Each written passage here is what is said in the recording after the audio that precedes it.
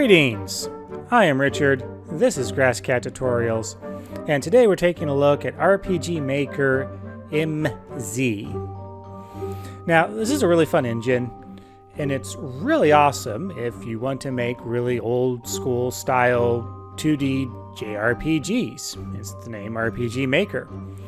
Now, this initial tutorial series is going to focus on using just the absolute bare bones of the engine. No additional asset packs, no plugins. We're not even really going to be creating all that much in the way of items or new monsters. The reasoning behind this is we need to get used to the tools before we can start really pushing our ability to use the tools. You wouldn't start your journey into carpentry, say, by trying to build a floor-to-ceiling fancy library. You start it by building a box. Well, this particular tutorial is going to be the RPG Maker equivalent of slapping together a couple of boards and calling it a box. Alright, so let's get started. We need to create a project. So we're going to go to File, we're going to go to New Project. Now, I would recommend changing this default location here.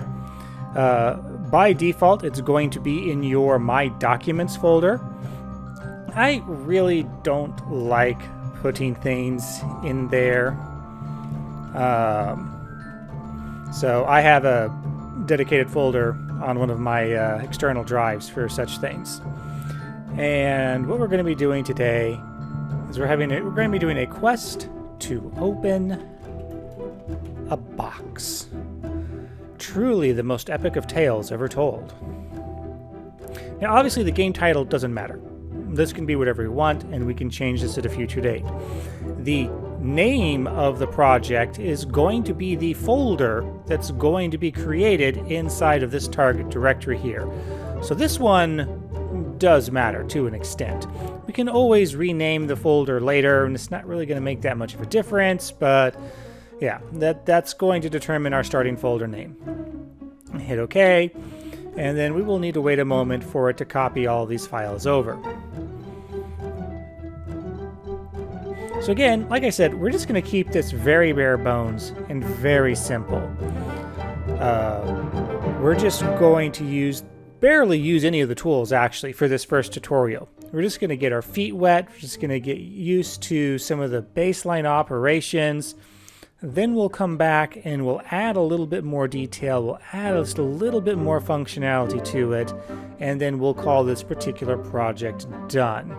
And in the next tutorial sequence, we'll take a look at creating a larger, more complex project in which we create more custom items and skills and things like that.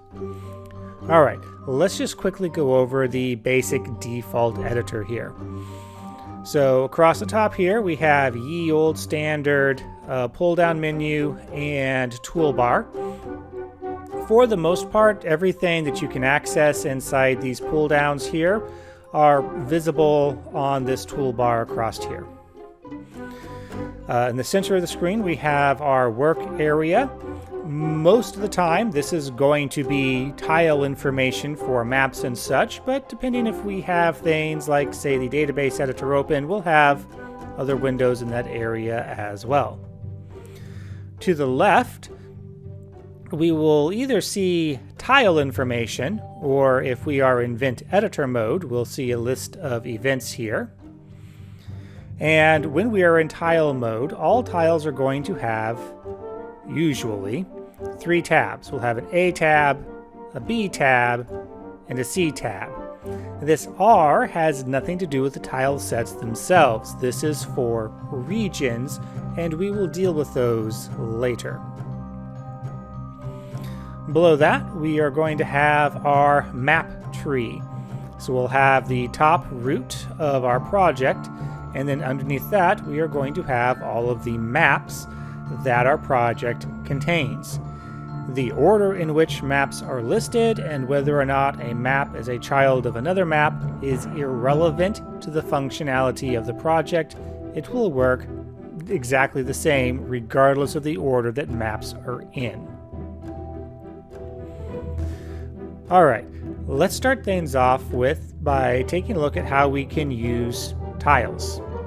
So make sure that you are in tile mode, which should be the default, and that you are on the A tab. Generally speaking, for most tile sets, assuming they have been constructed correctly, your A tab is supposed to be your floors, basically. This is your generic, this is what I want my floors to be tab, and potentially walls if you are in one of the indoor style tile sets. Now, when you see a tile that has like edges, like this one or this one, that is indicating it is one of the auto tiles. This is actually many different tiles.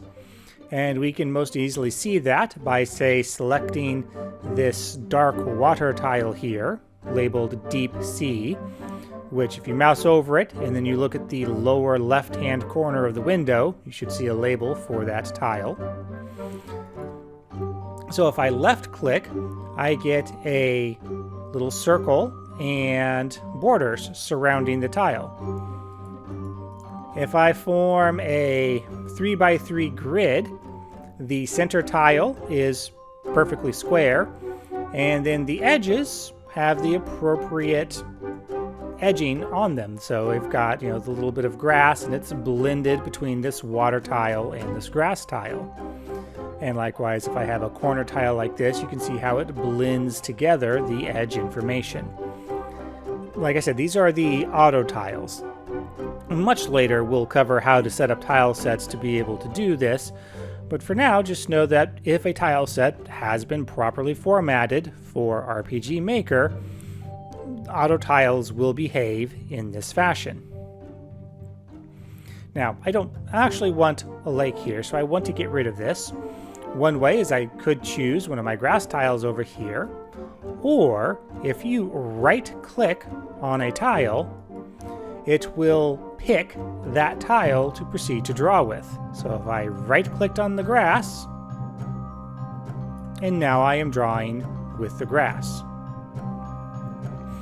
Okay, I want a border around here, so I am going to grab the C tile here, and I am going to use the rectangular tool.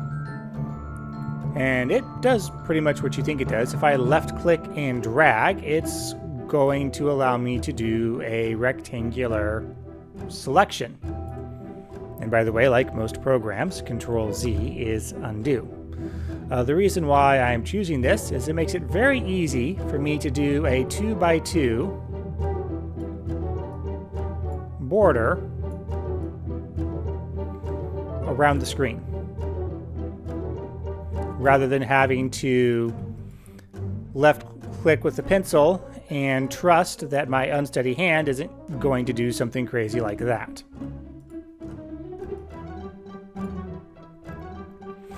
And even though I don't intend on using it right now, the circle tool operates exactly like you think it would. It creates a circle. So I'm going to switch back to the pencil tool, and I'm just going to make my island here look a little bit more interesting, carve out a few little bits and pieces here, so it's not quite so squarish. Doesn't really need to be anything fancy. We're not really looking for any kind of functionality here. Just get used to using both the water tool and whichever grass that you want to use, whether it be the light grass, the slightly darker grass, or the really darker grass. Whatever grass that you want to use. An easy way to switch, by the way, would be to use the flood fill tool. So if I wanted to switch all of this grass to, say, the dark grass, I could switch to the paint fill tool and fill it in. I could change it back to whatever grass type I happen to want. So just take a moment, maybe pause the video here to give yourself some time to sculpt out a little island. And welcome back from your sculpting. Now let's take a look at some of the other tools that we have here. Now, unfortunately, from this view, we have no easy way of telling which of these tiles are going to block and which of these tiles will allow the player to walk through them. We can see that by looking at the database for the game, but I want to hold off on bringing that window up for now. Mostly common sense does apply here. For example, if I plop down some mountains, which also auto tile, and never, always keep in mind whether or not you've got the flood fill tool on. Again, Control Z is very frequently your friend. So if I fill in this corner over here with mountains, you can see they kind of auto tile together. I've got a whole bunch of them. Obviously, I'm not going to be able to walk through any of these mountain types here. The forests, however, I will be able to walk through the forest, whether it's the deciduous trees, the pine trees, the palm trees. It doesn't really matter. I'm going to be able to walk through these forests. Now that we're done with our floor placement, so to speak, let's decorate this island, or more specifically, let's put in our tower and the city that we want to use. Now, by default, we are going to have a fantasy tile set that we can pull from, or we can use a modern day tile set. It honestly doesn't matter. I'm going to be using fantasy examples for this because I'm a big sword and sorcery guy, but it really doesn't matter if you want to use the towers from the C tab, or if you want to use the fantasy ones. But if you want to make it easier on yourself, I would recommend using the fantasy tiles along with me. So there's two things we are going to want. One is a tower, so I'm going to choose the sort of the slightly battered, viney, overgrown one. And I will plonk that down right there. And then we're also going to need an inn. Now, we're not going to fool with actually creating cities or anything else like that. We're just going to have a single inn, and no, I don't like that placement there. Bump that up there. That looks better. So we're just going to have when we go in here, we're just going to be straight inside the building, no walking around town or anything else like that. Again, the goal of this is to keep it simple, but we are going to need a place to rest, and we are going to need a place to put our box. So at this point, your overworld map should look something similar to this. Let's do a quick test of walking around. So first we're going to need to hit save, and then I need to do a headphone user warning for you guys. Because even though we haven't specified any sound, when we hit the test option here, the main menu music will be playing. And when we get to testing battles, oh boy, does that battle theme play. Not entirely sure what it is, but the volume, the default volume on RPG Maker is kind of intense. So if you've got my video cranked up in volume, the title screen probably won't be too bad, but keep this in mind when we get to the battles, and I'll warn you again about it. I have all of my audio muted, by the way, so you will not see, or I should say, you should not hear any of the audio coming from my version of the game running. I'd actually be very impressed if you could see any of my audio. That would be a very interesting talent. So we're going to hit the run button here. It's going to think for a moment, and then it's going to pop up. And of course, the only option we're going to have here is new game. So we'll select new game, and we get to walk around. And sure enough, I cannot go through the mountains. I can walk through the trees. And I can walk over my little house on a hill, which makes sense. I need to be able to do that if I want to trigger the event. And I can walk up over the first portion of the tower, but, well, again, there's a mountain behind it, but I also cannot walk onto the higher portion of the tower as well. Because again, I only need to be able to walk onto that portion there to be able to get into it. So everything is working as expected. So we're done testing. We'll go ahead and close this out. It's a very good idea to test frequently.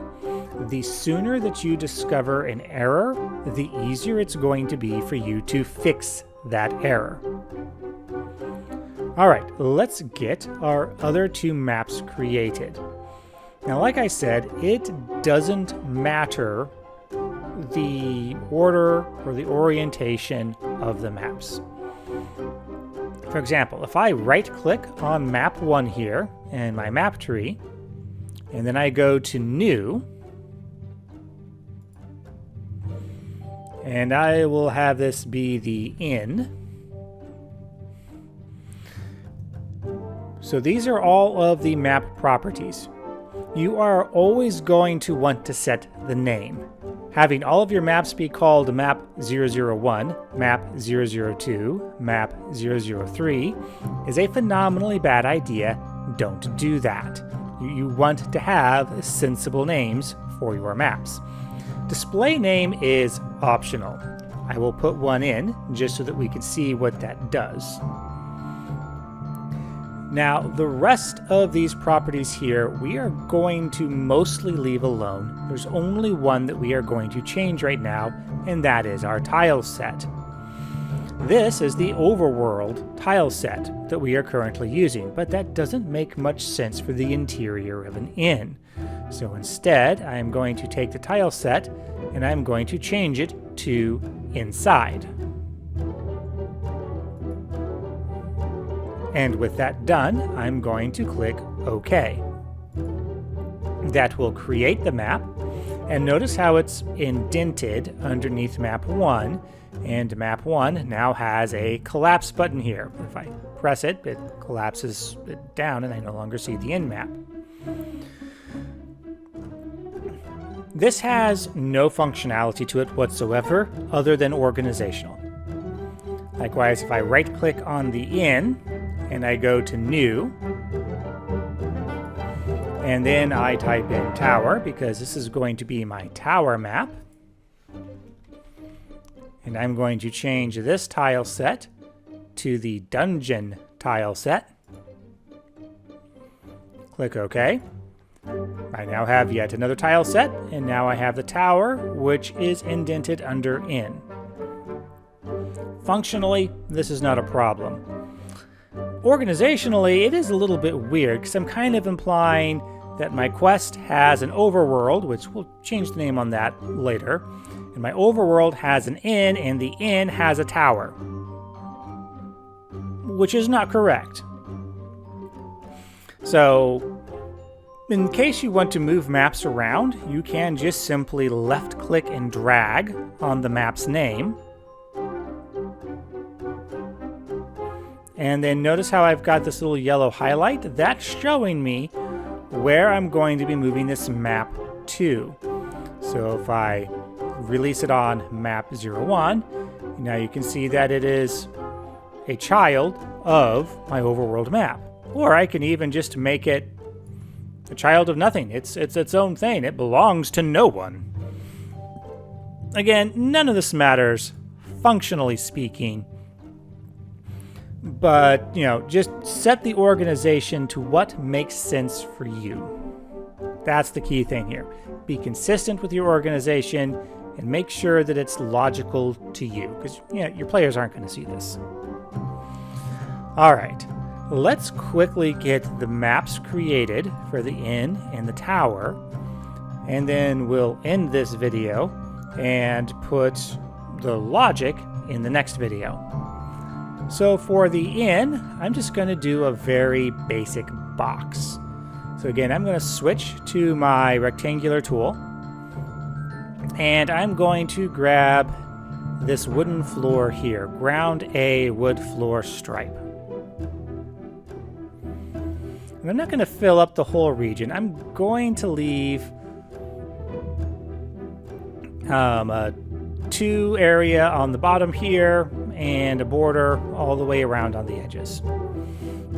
When you leave a transparent border like this, what's going to happen is it's going to show whatever the background is set to. By default, this is going to be the color black, so that's going to work out just fine in this particular context.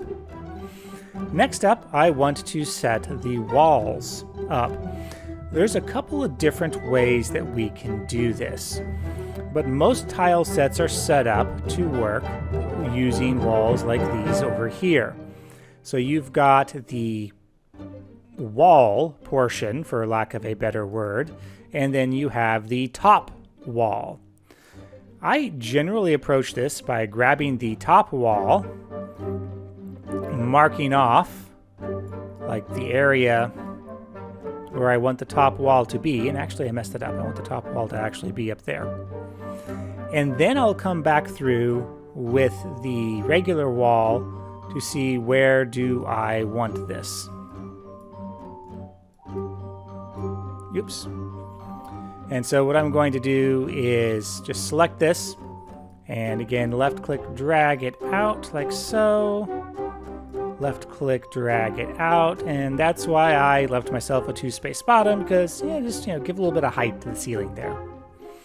So let me go over that process one more time. So I'm going to clear everything out. So I'm going to grab my tile there and just...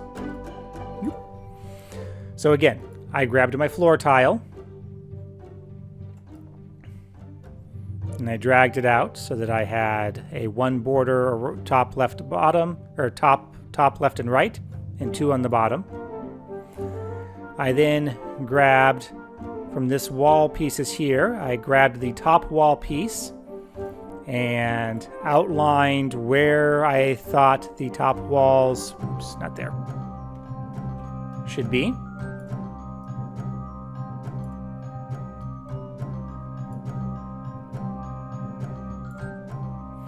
And then from there, I put in the wall, again, for lack of a better choice of words there, where I wanted that to be.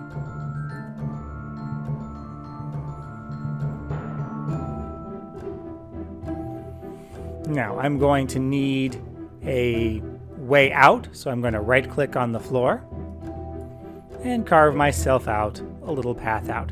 Notice again, these walls do have auto tiling, so it sees that there is a sort of connection point there where it's bordering different tiles, so I get shadows and I get these little beams here for a nice little visual effect. It does take a little bit of time to get used to these walls, so you might want to pause the video here and just play around a little bit with how the walls and ceilings work with RPG Maker. And I'm going to add a little bit more flair to here, so I'm going to grab this top tile here. I do want to carve out like a little bedroom area here. And then I'm also going to grab this plain old table, and I'm going to, carve out a little area where the NPC innkeeper is going to be.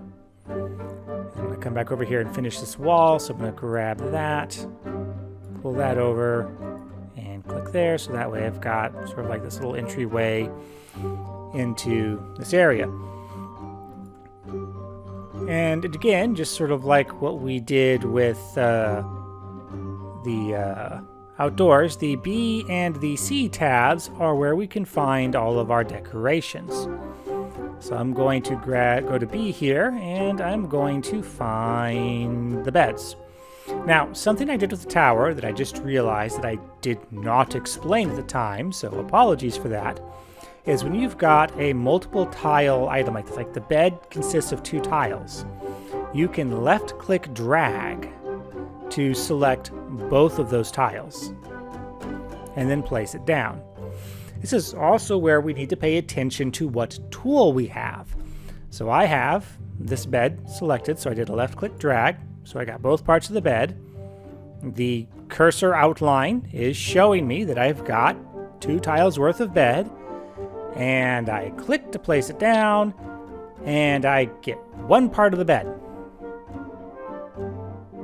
What the heck, game, or editor? It's like, I can see the 2 tiles. Why am I not getting my 2 tiles? Well, it's because I have the rectangular select tool still on. If I click and drag, I can actually draw out entire grids of beds, which is obviously not what I want to do. So when you want to stamp down singular instances of things, make sure that you are on the pencil tool to ensure that everything works the way it is intended to work.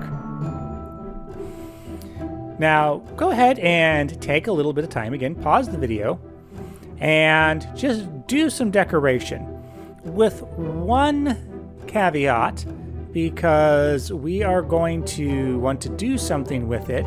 Make sure that you are leaving space to put a table over here someplace, and that there is a space around the table to put an NPC, because we're going to have a quest giver down here.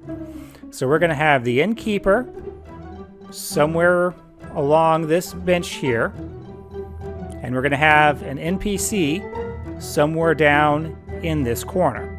So as you're going through and decorating, make sure that you are leaving room for things like that. And so, just choose some paintings. We can, have some shelving that we can put up. Some apparently very high shelving. Maybe have some barrels in the corner, etc., etc. Just take a little bit of time, have some fun. Don't spend too much time. Don't get too caught up in the decorations, because this is not something that we want to burn a whole bunch of effort into. That does not look good. This one, soup bowl. There we go. That looks better. Yeah, just take a little bit of time. Do a little bit of light casual decoration, and then come back. Okay, and now that we're done with our wonderfully decorated inn, let's take care of our tower and then call it a video. So flipping over here to the tower, again, we have a different tile set, and like all properly formatted tile sets, A is where I have my floors and walls. So looking down here at my floor selection, I think I will go with a dark cobblestone, so this cobblestone's D. And what I like to do for dungeons, well, actually what I really like to do is map them out on graph paper first. But in this particular case, I'm just going to kind of draw, a little windy path. I'm not going to fuss too much over things. Maybe go up, a room like that. Maybe a little bit of a dead-end room here. And my main goal is I want to have a room down here, and this is where I'm going to put my treasure chest. Don't spend a whole lot of thought into how you're going to set this up. Just draw out the room tiles like so. Again, we want to have a starting point, a little windy path over to where our box is actually going to be. Now, I've got some errors in this setup. We're going to take a look at them here in a moment. So what I'm going to do in this case is I could leave all the transparency areas, transparent, so there's just the color black. This time, however, I'm going to grab the wall 1 stone top here. I'm going to grab my flood fill, and I'm going to flood fill in that top. Now we can't leave it like that because these tops don't have collision on this bottom edge here. So we still have to go in and fill in with the wall. So everywhere where there should be a wall, not like that, I'm going to go in and draw in the dungeon wall. So actually that'd be there. And oh, whoops, yeah, that's a problem right there, right? It's like, I guess I could put the the wall like that, but it doesn't look right to not have the ceiling as well, so I'll go ahead and just shore that off a little bit. So there we go. And there could be other areas, like you could, if you've got a really tight, twisty pathway, you could end up with a scenario where you've got, you know, an unwalkable area. Just take your time, apply down the walls as the design dictates, and where necessary, shift things around so that you have a perfectly walkable path. Oops, let me finish fixing. Like right here is a good example. That's not walkable. I can't walk through that. So I'm going to have to grab that tile there and smooth that out. Maybe do it like that so I have a little bit more interesting design there. And there we go. We now have a nice little tower pathway for the player to walk through to get to the box. And we'll go ahead and call things here. In the next video, we're going to take a look at events, which is really the lifeblood of RPG Maker games, and see how we can get the player transferring between all of these different maps, get our innkeeper set up, and get our quest giver set up, telling us to, well, go open a box. Thank you very much for joining me on this tutorial. If you like what you hear so far, a thumbs up would be greatly appreciated. And if you don't like it and I've wasted your time, well, the thumbs down button is right next to it. Until next time. Oh yeah, and don't forget to save. Almost forgot to say that. Yeah. Just always save. Save many times. Okay, bye.